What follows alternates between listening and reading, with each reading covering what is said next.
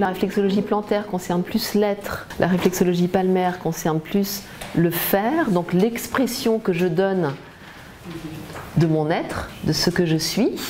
Donc les zones réflexes palmaires, à mon sens, vont être moins proches de l'état corporel, hein, de ce que je suis sur le plan plus physique, corporel.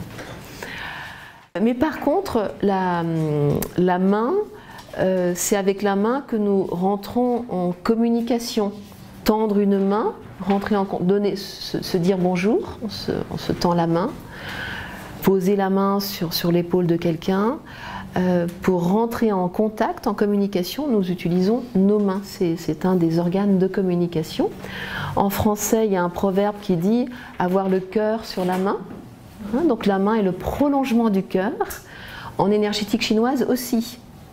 La main est le prolongement du cœur. Et ça rejoint ce proverbe français, comme quoi les vérités fondamentales, elles sont universelles.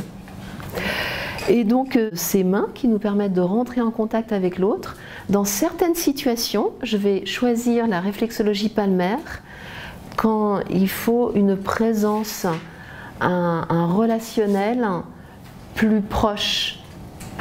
Quand je me pose au pied pour travailler les zones plantaires, je suis quand même plus loin de la personne. Pour faire de la réflexologie palmaire, je me pose sur le côté du transat. Je suis beaucoup plus proche de son visage, de son cœur, de son thorax. Je travaille les zones palmaires. C'est beaucoup plus facile pour rentrer en relation. Donc, dans certaines situations, quand je veux privilégier la relation, le facteur relation, je vais choisir la réflexologie palmaire. Par exemple, quand j'intervenais en soins palliatifs à l'hôpital, certaines personnes sont déjà très loin. Et quand je me posais à leurs pieds pour travailler les zones plantaires, j'avais l'impression qu'il n'y avait déjà plus personne dans ces zones plantaires. Elles étaient déjà à moitié parties. Et donc là, j'ai privilégié la réflexologie palmaire. Je me pose à côté du lit, je prends les mains. La personne a les yeux fermés, elle est à moitié partie, d'accord? Mais il y a une présence. Je travaille les zones palmaires et je peux voir son visage de plus près, ses yeux, les petits mouvements faciaux qui sont là.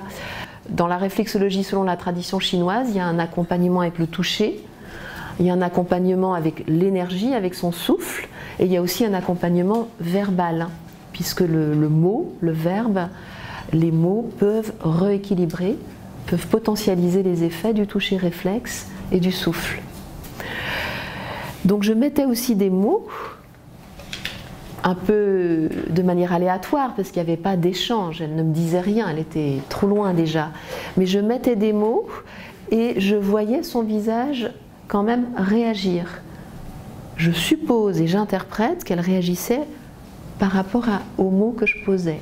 C'est une interprétation, je ne pouvais pas vérifier, je n'ai pas pu lui demander, trop loin déjà.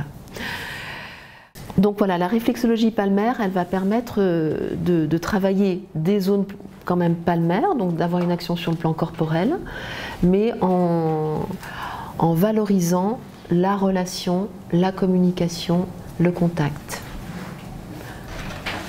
Donc souvent, je pratiquais en palmaire en premier, pendant 5-10 minutes, un quart d'heure, et puis je terminais sur les pieds pour avoir quand même une action plus basique, plus en profondeur, plus sur l'être, dans un deuxième temps.